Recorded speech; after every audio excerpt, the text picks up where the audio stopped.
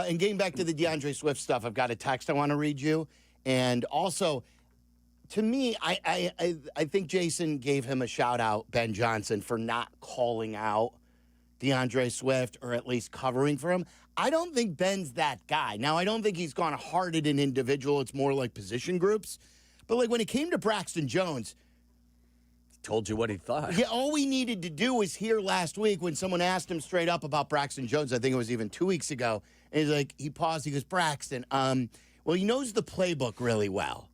You know, and then he said, he goes, he's been good in the first half, and the performance hasn't been that in the second half. And sure enough, he was benched. So I think if there were some things that DeAndre Swift was doing that he didn't like, I don't think he would hide that fact. Look, he's not an elite back, but I would challenge you to show me where DeAndre Swift is making more mistakes than the five guys in front of him. I think collectively they've not done a good job, all of them involved. But, and again, I'm not selling you on him being a top-tier running back, but look, it's a tough way to try to make a living. Right now, I think Josh Jacobs is a much better running back than DeAndre Swift. Josh Jacobs is averaging 3.5 yards per carry, too, because the guys in front of him aren't creating space in Green Bay. Pat, the designer, who was going crazy, he put Braxton, my youngest son, next to Pat, the designer, and they acted the exact same way. And that's the joy of watching the Bears. We all live and die with them.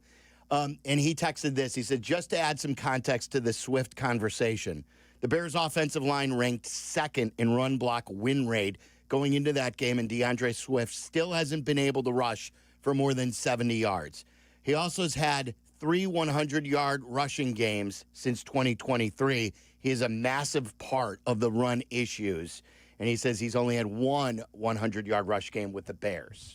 Yeah, they also had this offensive line, their pass blocking grades a couple of weeks ago, exceptionally high as well. So I would be careful relying only on somebody's, run win rate blocking grades. I think it's the full body of work. So. All right, let's breeze through a lot of these calls. A victory Monday. Bears find a way, guys. I think we should be happy about that and then say, hey, let's fix these issues. But nothing wrong with winning a game and stealing it at the end. Jimmy on the north side, you're on ESPN 1000. What's up, Jimmy? What's up, fellas? Best to your family. You too. You should be in a better mood these days, Jimmy, after a 2-game win streak. Yeah. I mean, I do appreciate a human being at a press conference answering questions. That is a nice change of pace. Yeah. A little bit of demeanor and temperament, it goes a long way. Great to win, right? I mean, I think on the offensive side, I think they flashed a graphic that said the Bears had 11 negative plays, and that didn't include Cole Kmet's Mercedes Lewis impression. So, I mean, I think the running game, obviously, we've talked about. I think they need a running game, and I think they need to get healthy, but ultimately, the biggest problem is this pass rush. I mean, these guys are just like, I don't see them doing any moves that like defensive ends do to get to the quarterback. And, if you don't have a pass rush, it's going to be difficult to continue to play this way, I think. So if someone's out there, start making some phone calls and get 2 weeks to see if they could bring an upper echelon, medium upper echelon player in there to rotate in. I mean, they need to get some pressure. Yep, Jimmy, thank you. I don't know what you can do. I mean, you could have called Cincinnati before the season began. I mean, there were options. You could have drafted an edge. You could have drafted an edge. You've had plenty of time to draft an edge. You could have done a lot of stuff. Well, like that's the thing. Like, to me, last year when I was really upset at Ryan Poles, his offensive line before he went to Dahlman and made the trade with Kansas City for Tooney, and then got Jonah Jackson. Like the offensive line at the end of his third year was worse than it was when he inherited the team.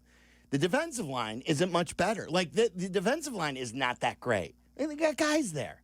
Right now? Yeah. Yeah, I mean, they're not that great. They're beyond not that great. That's what I'm saying. Like, how can you be in your fourth year of a general manager, have your offensive line look like that at the end of year 3, and the defensive line look like this at the end of year 4? That's where you're supposed to start. Listen, you got $150 million invested in your pass rushers in Adengbo, and now that's almost $50 million for him, $100 million for Montez Sweat. It's $32 million guaranteed. I don't know what Montez is and guaranteed. a second-round pick on And a top of the second-round money. And by the way, Javon Dexter is a second-round pick. Look, if there was, again, 0 sacks of Geno Smith and 1 quarterback hit. There hasn't been the jump from Dexter that we were anticipating since the beginning of last year. And by the way, this was an offensive line that, A, was not creating any space for Ashton Genty prior to yesterday. And B, they didn't protect Geno Smith very well. He was sacked 5 times a week before, I believe, and 12 times overall. That's a good point. So they gave up 240 rushing yards on 7.7 yards per carry, had 0 quarterback sacks, 1 quarterback hit, and Geno still threw 3 interceptions. So give their secondary guys, Kevin Byard and Tyreek Stevenson, a hell of a lot of credit for coming up with takeaways despite the fact they weren't getting any help from a push up front. Julian and Lindenhurst, you're on ESPN 1000. What's up, Julian? Hey, boys, what do you say? You know what the problem with the defensive line is that third-round wide receiver pick and that fourth-round punter pick. So you got all these guys that you should have drafted before to build up your offensive and defensive line, and what did we do?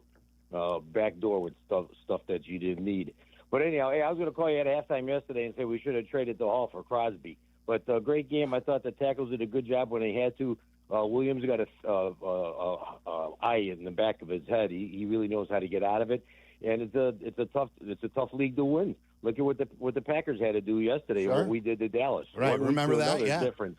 Everyone's like, you only won because you beat Dallas, So And look what the Eagles. The Eagles keep winning because they know how to win. They played 2 terrible games in a row, but they won because they know how to win.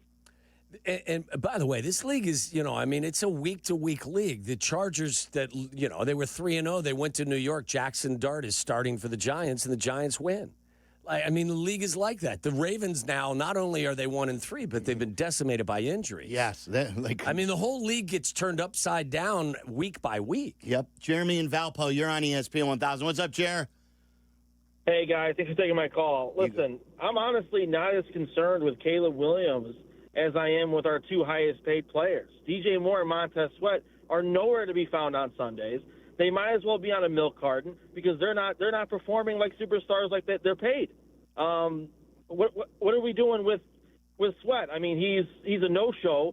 DJ Moore, he's just not showcased in this offense. I don't understand why Zacchaeus has more targets than him.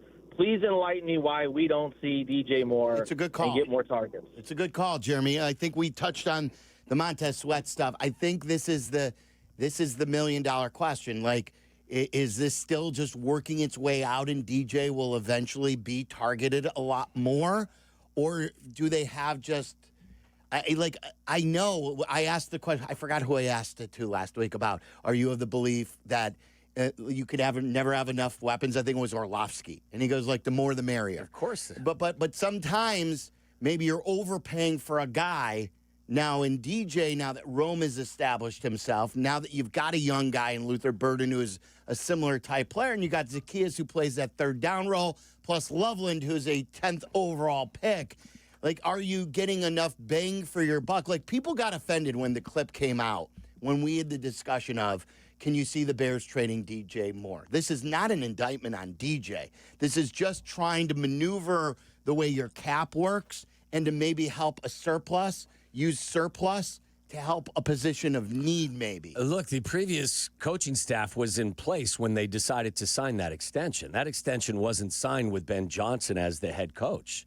In fact, Ben drafted a wide receiver that plays the game kind of like DJ at pick number 39. So I think it'll ebb and flow with regard to highlighting guys or getting guys more work. Remember, the first 3 weeks, Cole Kmet had 7 targets. He had 9 yesterday. Sometimes they come in bunches. The first 3 games, Rome Odunze was targeted 27 times, 9 times per game. I don't know exactly. I could see where DJ is in terms of targets, but, some weeks they call your number, other weeks they don't. I think one thing is pretty certain. Rome is going to be the guy that they try to feature pretty much every week. He's the guy that they're going to try and get the ball to the most. He's got. Did you ask how many targets DJ has? Yes. 21 on the season in 4 games. How many did he have yesterday? Probably 3? Yes. Yesterday he had 5 targets. Oh, he had 5. 4 receptions, 38 yards. So I I love DJ Moore, and I never forget the first time I walked in to Hallis when they acquired him and said, "This guy's different. He's different than what they've had," because they were so void of any talent. But I also remember the Bulls of Charles Oakley, who was very good. Yeah. And they had a young player behind Oakley who did the same thing that Oakley did in Horace Grant. So what'd they do? They traded the surplus with Oakley. They got the center they didn't have in Bill Cartwright, and it allowed them to improve at center and be exactly the same, if not better, with Horace Grant playing. All I'm saying is, and for the Cubs back in the day, Jeff Samardzija was a good pitcher. They needed a shortstop. They used Jeff Samardzija to go get Addison Russell. Now, other stuff happened with Addison Russell, but he played a big role in winning the World Series. Sometimes you have to move off a good player to get another good player at a position that's more void of talent. That's all I'm asking. And I don't have a position that the Bears should trade DJ Moore. It's the old just asking game. Is this an area where you can improve? I think that you're going to figure this all out over the course of the next 13 games. New system, new coach. How is he going to use the personnel? I wouldn't jump to any conclusions in the first 4 weeks of the season as to what DJ's role is going to be. You may project it as something, but I would just say, hey, how about we give it to at least the halfway point before we come to any conclusions as to who's playing what role? But I would say Rome Odunze is the guy that's going to get the majority of their targets, and they look at him as their number one. He leads them with 20 catches. DJ has 16 catches, which is second on the team. So, it's just too small of a sample size for me right now to come to some long-term conclusion as to what we're going to ask each guy to do. Yep.